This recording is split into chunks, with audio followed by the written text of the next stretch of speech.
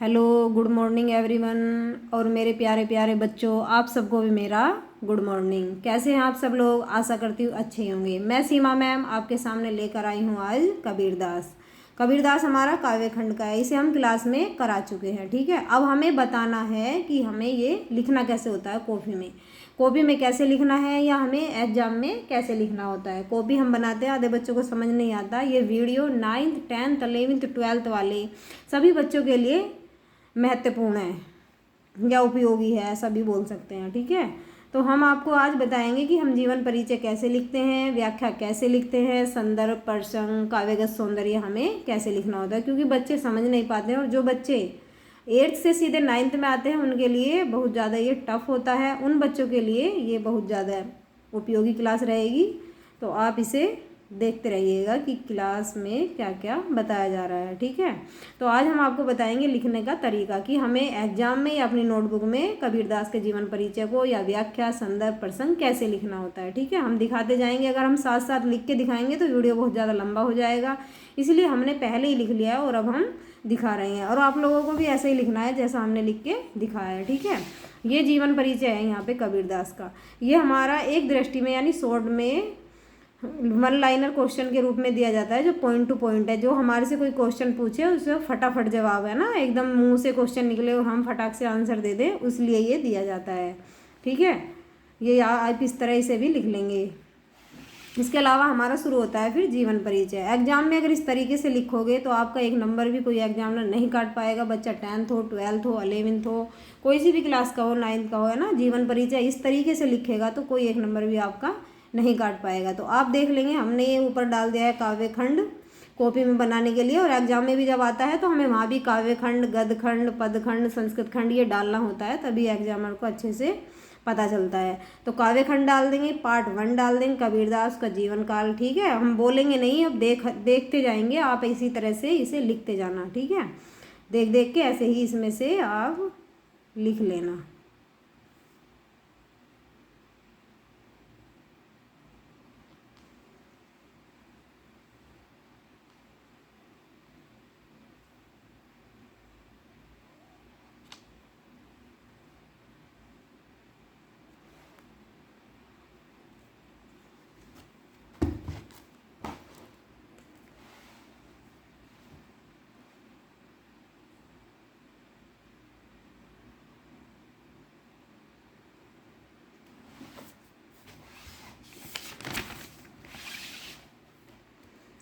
जब पेज खत्म हो जाता है तो नेक्स्ट पेज से शुरू करते हैं। अब हमारा आ गया साहित्यिक परिचय, इस तरह हेडिंग डाल लेंगे। ठीक है,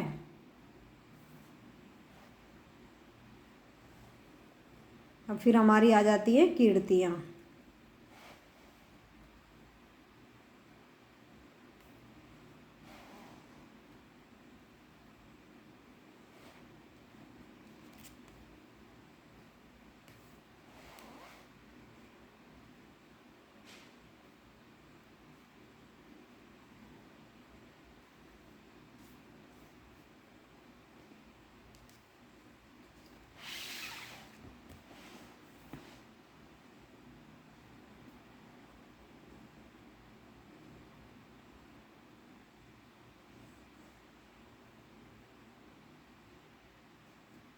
भाषा शैली, भाषा, है ना, ये सब भाषा है। किसने क्या बोला है कबीरदास जी की भाषा को, कबीरदास जी ने स्वयं क्या बोला है।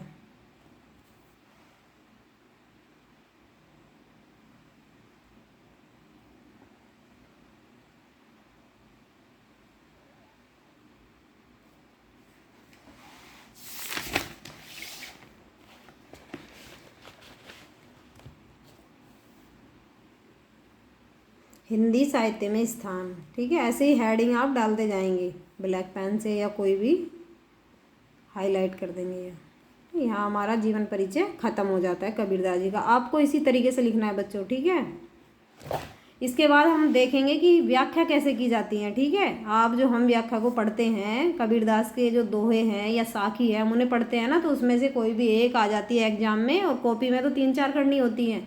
फिर उनमें से जो भी एग्जाम में आती है तो उसे हम कर देते हैं। उसका संदर्भ, प्रसंग, काव्यगत सौंदर्य कैसे लिखते हैं ये हम बताएंगे। तो चलो आइए देखते हैं, ठीक है। ऐसे ही डालेंगे पार्ट 1 कबीरदास की साखी। पद्यांश व्याख्या, गद में करते हैं तो गद्यांश की व्याख्या आती है और पद में करते हैं तो पद्यांश की व्याख्या करने के लिए आती है। ऐसा ही एग्जाम में आता है, ऐसे ही बिल्कुल क्वेश्चन आएगा। निम्नलिखित पद्यांश की ससंदर्भ व्याख्या कीजिए तथा इसका व्यक्ति काव्यगत सौंदर्य भी स्पष्ट कीजिए, ठीक है। काव्यगत सौंदर्य है, फिर हमने एक दोहा लिख दिया है ना, आप अपनी बुक में देख लेना और यहीं से भी देख लेना। दोहा तरीका इस तरह भी लिख सकते हैं, इससे कोई प्रॉब्लम नहीं है, और ऐसे भी लिख सकते हैं, ठीक है। सतगुर हमसु रीझ करी एक कहा प्रसंग, बरसा बादल प्रेम का भीज गया सब अंग, ठीक है।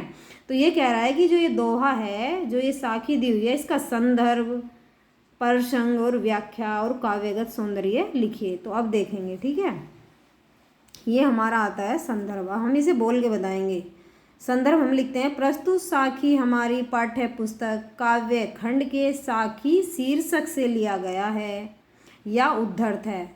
यह कबीर दास द्वारा रचित कबीर ग्रंथावली से ली गई है या लिया गया है। साखी ली गई है, दोहा लिया गया है, ओके। इसके बाद आता है प्रसंग। कबीर दास कहते हैं कि गुरु की कृपा से ईश्वर के प्रति प्रेम उत्पन्न होता है। इसी का वर्णन व्याख्या में किया गया है, यानी इस दोहे की जो व्याख्या है उसी का वर्णन किस तरह किया गया है। हिंदी देखेंगे, ठीक है। इसका व्याख्या में यानी हिंदी अनुवाद भी बोल सकते हैं, ओके। ये आप देख सकते हैं, ये सब हमने लिख दिया है, आप इसमें से देख के लिख देना, पढ़ के नहीं सुनाएंगे, वीडियो ज़्यादा लंबा होता है, ओके।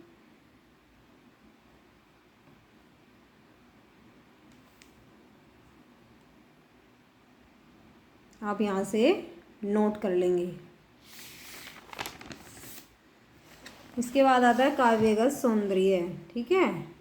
काव्यगत सौंदर्य पूछा है, इसे पढ़ के बता देते हैं। काव्यगत सौंदर्य में भाषा, शैली, गुण, रस, छंद, शब्द शक्ति, अलंकार ये सब आते हैं कि कबीरदास जी ने अपनी रचनाओं में कौन कौन सी चीज़ें यूज की हैं। भाषा सद्दुकड़ी या पंचमेल खिचड़ी, शैली मुक्तक उपदेशात्मक, गुण प्रसाद, रस शांत, है ना। रस हमारे 9 या 11 होते हैं, 2 संख्या बताई गई है, तो इन सब चीज़ों का यूज उन्होंने किया है। एक तो ये आपकी व्याख्या पूरी हो गई, फिर दूसरी व्याख्या है ना। दूसरा दोहा नहीं लिखा है हमने, ऐसे ही शॉर्ट में लिख दिया, जब मैं था न शमाही, ठीक है। जब मैं था तब गुरु नहीं, अब मैं नाही, तो ये कहता जब मैं था तो मेरे पास गुरु नहीं थे, और मेरे पास मैं नहीं यानी अहंकार नहीं है तो मेरे पास गुरु है। इसके बारे में बताया गया है, तो आप सब इसे देख लेंगे, ठीक है। जब मैं था शॉर्ट में लिख देंगे। इसका संदर्भ वही है पहले वाला, ठीक है। जो पहले था, कबीरदास से जितनी भी साखियाँ आएंगी, जितने भी दोहे आएंगे और उसमें संदर्भ पूछा जाए तो सबका संदर्भ एक यही रहता है, प्रसंग बदल जाता है, ठीक है। यहाँ प्रसंग कुछ और है, यानी कबीरदास जी दोहे में क्या कहना चाह रहे हैं उसके बारे में शॉर्ट में बता दिया जाता है, फिर पूरी व्याख्या करते हैं, ठीक है। ये देख लीजिए आप, पूरी व्याख्या है इसकी भी, है ना। हमने 2 करके बताई हैं, आप लोग चाहे तो 3 भी कर सकते हैं, और भी करके आप बताइएगा कि और हम क्या बताएं आपको। ग्रामर हम शुरू करेंगे पढ़ानी, हिंदी की ग्रामर हम शुरू करेंगे पढ़ानी कुछ दिन में। तो आप सब लोग ग्रामर जब देखेंगे तो आपको रस, छंद, अलंकार इन सब का पता चल जाएगा।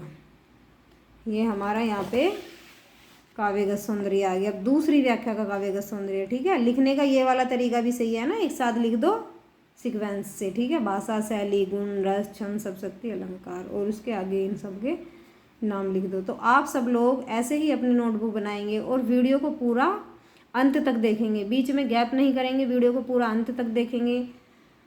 और थैंक्स फॉर वॉचिंग, वीडियो को पूरा देखने के लिए धन्यवाद। और वीडियो अच्छी लगे तो लाइक करना, शेयर करना और कमेंट करके ज़रूर बताना, और चैनल को सब्सक्राइब ज़रूर करना, बेल आइकन को ज़रूर दबाना। आपको इसलिए जितनी भी वीडियोस पे डाली जाएंगी वो आपको मिलती रहेंगी, ठीक है। धन्यवाद, थैंक यू सो मच।